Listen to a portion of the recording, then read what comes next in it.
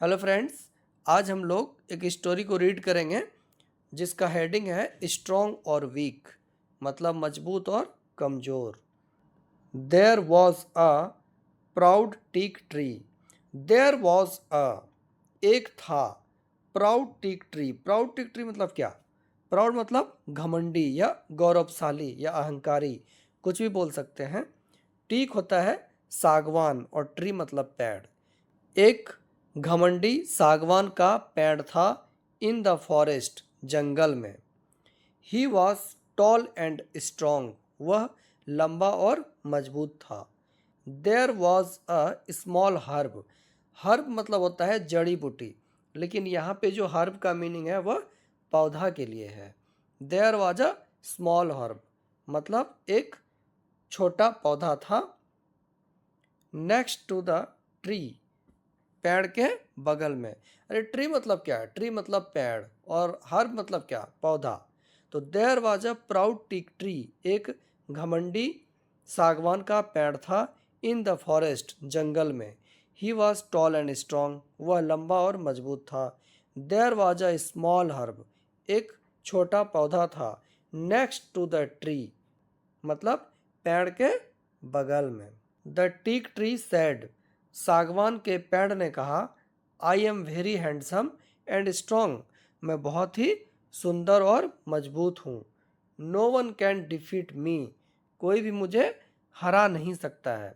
No one कोई नहीं, can सकता है, डिफीट मतलब क्या होता है? हराना, मी मतलब मुझे। तो नो वन कैन डिफीट मी, कोई मुझे हरा नहीं सकता। हियरिंग दिस, इसे सुनकर, द हर्ब रिप्लाइड, पौधे ने जवाब दिया, डियर फ्रेंड मतलब प्रिय मित्र, too much pride is harmful, बहुत ज़्यादा घमंड हानिकारक होता है। Even the strong will fall one day. Even the strong, अब इवन यहाँ पे मतलब क्या होता है? भी। स्ट्रॉन्ग मतलब मजबूत। विल फॉल, फॉल मतलब गिरना, वन डे एक दिन। Even the strong will fall one day, मजबूत भी एक दिन गिर जाएगा। मजबूत भी एक दिन गिर जाएगा। The teak ignored the herb's word. Teak मतलब सागवान ने टाल दिया या नज़रअंदाज कर दिया। इग्नोर मतलब क्या करना? नज़रअंदाज करना।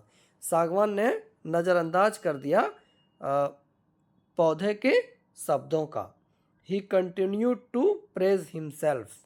ही कंटिन्यूड, उसने जारी रखा, टू प्रेज हिमसेल्फ, खुद की प्रशंसा करना। प्रेज मतलब क्या? प्रशंसा करना। प्रेज, कॉम्प्लीमेंट या एडमायर, कुछ भी बोल सकते हैं, सबका मतलब होता है प्रशंसा करना। हिमसेल्फ खुद की। A strong wind blue. Blow मतलब क्या होता है? चलना, जैसे कि हवा चल रहा है तो क्या होता है? Air is blowing. तो अ स्ट्रॉन्ग वाइंड ब्लू मतलब एक तेज हवा चली, तेज हवा चली। The teak stood firmly. Teak सागवान, स्टूड, स्टैंड मतलब क्या होता है? खड़ा होना। तो स्टूड मतलब खड़ा हुआ, फर्मली मतलब मजबूती से। द टीक स्टूड फर्मली मतलब सागवान खड़ा था मजबूती से। फर्मली मतलब मजबूती से। Even when it rained, the teak stood strong by spreading its leaf. Even when it rained, जब बारिश भी हुई, द टीक स्टूड स्ट्रॉन्ग, सागवान खड़ा था, बाय स्प्रेडिंग इट्स लीव्स, फैलाकर अपनी पत्तियों को। क्या कह रहा है? अ स्ट्रॉन्ग वाइंड ब्लेव मतलब एक तेज हवा चली। द टीक स्टूड फर्मली, सागवान खड़ा था मजबूती से। इवन वेन इट रेंड, जब बारिश भी हुई, द टीक स्टूड स्ट्रॉन्ग, सागवान खड़ा था मजबूती से, बाय स्प्रेडिंग इट्स लीव्स, फैलाकर अपनी पत्तियों को। ड्यूरिंग दिस टाइम्स, ये सब समय के वक्त, the herb bowed low. Herb मतलब पौधा, बॉब्ड लो, बो मतलब क्या होता है? झुकना। तो बॉब्ड झुक गया, लो मतलब नीचे। द हर्ब बॉब्ड लो, ये सब समय के दौरान क्या हुआ? जब आंधी आई तो जो पौधा था वो नीचे झुक गया। The teak made fun of the herb, सागवान ने मेड फन मतलब मजाक उड़ाया, ऑफ द हर्ब पौधों का। क्यों उड़ाया? क्योंकि पौधा क्या था? झुक गया था, और सागवान क्या था? खड़ा था। वन डे एक दिन, there was a storm, storm मतलब क्या होता है? आंधी।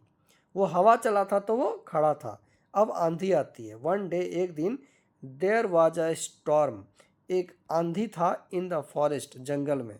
जंगल में एक आंधी था मतलब जंगल में आंधी आई। द हर्ब बॉब्ड लो, पौधा नीचे झुक गया, एज यूजुअल हमेशा की तरह। The teak did not want to bow, सागवान नहीं चाहता था झुकना। The storm kept growing stronger, the storm आंधी, केप्ट रखा, ग्रोइंग बढ़ना, स्ट्रोंगर मजबूती से, मतलब जो आंधी था वो तेजी से बढ़ने लगा। द टीक कुड, सागवान सकता था, नो लॉन्गर बियर इट, इसे और ज़्यादा सहन नहीं कर सकता था। द टीक सागवान could no longer bear it, इसे और ज़्यादा सहन नहीं कर सकता था। कुड मतलब सकता था। ही फेल्ट, उसने महसूस किया, हिज स्ट्रेंथ, अपनी मजबूती, गिविंग वे मतलब कमज़ोर पड़ रहा है। ही ट्राइड, उसने कोशिश किया या प्रयास किया, हिज बेस्ट, अपना best, to stand upright, to stand खड़ा रहने के लिए, अपराइट मतलब सीधा, उसने पूरा कोशिश किया सीधा खड़ा रहने के लिए। बट इन द एंड, लेकिन अंत में, ही फेल डाउन, वह नीचे गिर गया। ही फेल डाउन, वह नीचे गिर गया। That was the end of the proud tree, यह घमंडी पेड़ का अंत था, यह अंत हो गया। When, जब, एवरीथिंग वॉज calm अगेन, जब सब कुछ या हर एक चीज शांत हो गया दोबारा। द हर्ब स्टूड, हर्ब पौधा, स्टूड खड़ा हुआ, स्ट्रेट सीधा। ही लुक्ड अराउंड, उसने देखा चारों ओर। ही saw डैट, उसने देखा कि the proud teak had fallen, the proud teak मतलब गौरवशाली या अहंकारी सागवान, हैड फॉलन गिर चुका था। मोरल क्या दिया हुआ है? Pride goes before a fall, घमंड गिरने से पहले ही खत्म हो जाता है।